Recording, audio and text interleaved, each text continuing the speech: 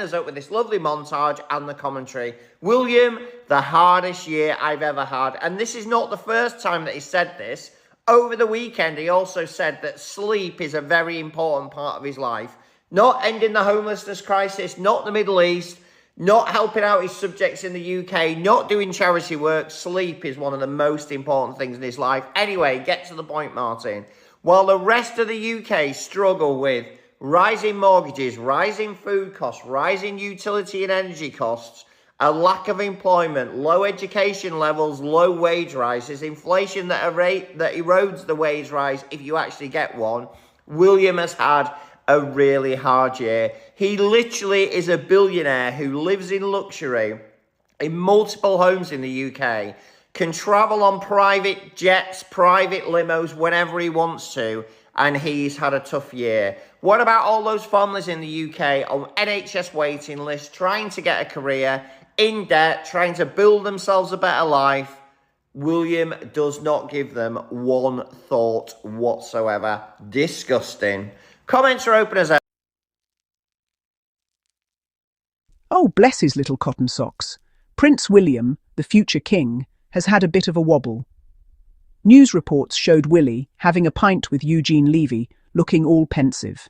He declared that this was, and it bears repeating, the hardest year he's ever had. His father and wife both battling cancer is a dreadful thing for any family. Illness is a great leveller. It reminds everyone that beneath the crowns, all are just flesh and blood. But then, perspective sets in. He said it was the hardest year he's ever had. Ever. In his entire gilded, privileged life. Oh, Willy, darling, such a sweet, sheltered boy. Has there ever been a need to choose between heating and eating? Or worry about a bailiff at the door? One man's Everest is another's gentle stroll in the park. It's like hearing a pampered Persian cat complain about a lumpy silk cushion, while outside, a stray cat fights for scraps. The contrast is just a little too stark, a little too royal. Sympathy is natural, but it's clear he's never had to worry about an overdraft or a leaky roof. Such pronouncements could only come from someone who's never truly struggled. It's not cruelty, just a fond, exasperated sigh at the royal bubble. Willy's hardest year is still a world away from most people's every day. Let's be honest. When Willy feels stressed, he doesn't worry about unpaid leave or delayed trains. His housing crisis is choosing between palaces. His stress is softened by a £1 billion duchy and a tax-free income. While we watch our payslips shrink, his fortune grows untouched. When his family fell ill, the best doctors were summoned instantly. No NHS queues, no frantic calls. His hardship came with 5-star care and an army of staff. It's the lack of self-awareness that tickles me. He's a good man, but he's been wrapped in cotton wool since birth. His reality is galaxies away from ours.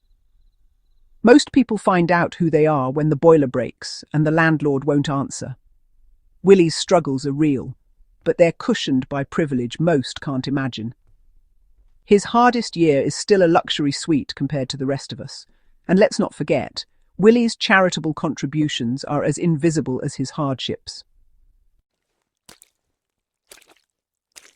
I bet you didn't know William has severally confessed that sleep is a very important part of his life. One of Prince William's most relatable qualities is his fondness for sleep. He's often been spotted nodding off at state events. It's hard to blame him. Many of these gatherings appear dreadfully dull. Prince William has admitted that having children disrupted his sleep, but his version of exhaustion still comes wrapped in a 1,000-thread count duvet.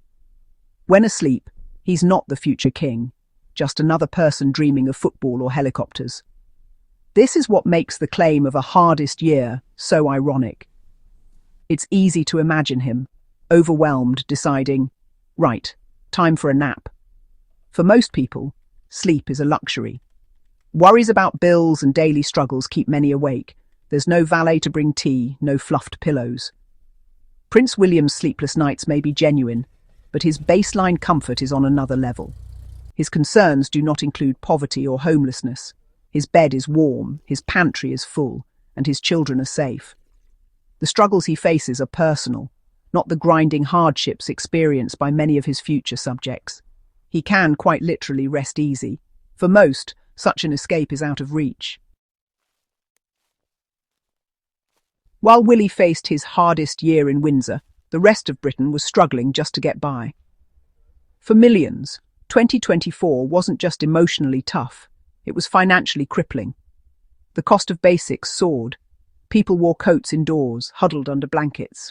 Jobs were scarce, young people stuck in endless internships, dreams on hold. The promise of hard work leading to success felt like a cruel joke. The NHS, stretched to breaking, left people waiting months for care. Schools crumbled, teachers burned out, parents buying supplies the state couldn't afford. Willy's children get world-class education. Most get leaky classrooms. It's a tale of two Britons, one royal, one real, and one side seems blissfully unaware of the other. Emotional pain is real, no matter your bank balance. William's fear for his family was genuine, and no title can shield you from that. But there's a difference between a crisis and a manageable difficulty. Willy's world was shaken, but his foundations, wealth, security, remained solid. He could focus on his family's health, supported by staff and the best care. Contrast that with a single mother facing the same fear, plus job insecurity, NHS delays, and bills she can't pay. Her pain is compounded by relentless practical worries Willy's never known. That's the irony. A royal pain is cushioned, a real pain is all-consuming. It's not about diminishing his feelings, but acknowledging the cavernous gap in experience. Before you judge a man, walk a mile in his shoes. Willy's are bespoke loafers. Most are patched-up trainers. The difference is everything. Royals love to frame their lives as noble sacrifice, the weight of the crown, the burden of duty. There's truth in that, but let's be honest. The crown comes with palaces, staff, and a fortune. It's a sacrifice most would make in a heartbeat. William's tests sound hollow from someone with every advantage. Life didn't send him a test, it sent him a trust fund. He's had personal tragedy, but his professional life is a golden escalator. His hardest year played out in unimaginable comfort. We can sympathise, but we must also tease. Royals need perspective, a glimmer of understanding about the lives they'll reign over. The crown is a symbol of service, not a platform for personal grievance. So, what's the lesson? Not that William shouldn't have feelings, but that he and the monarchy need a reality check. He's a sheltered man, but 43 years in the royal bubble shows. His attempts to be relatable only highlight the gulf between us. My advice: let him live like a normal person for a week. No cameras, no staff, just a tight budget and real-world problems. Try booking a GP appointment, waiting for a bus, finding a job on universal credit. His definition of a hard year would change overnight. I say this with affection. The royals add sparkle to our lives, but they need a little ribbing. Willy's earnest complaint is pure, unintentional comedy. So, Willy, if you're reading this between naps, take it in the spirit intended. We're glad your family is on the mend, and we sympathise. But please, have a word with your speechwriter, and maybe set your alarm a bit earlier. The country you'll inherit needs a monarch who's wide awake to its struggles. Wake up, Willy. There's work to do.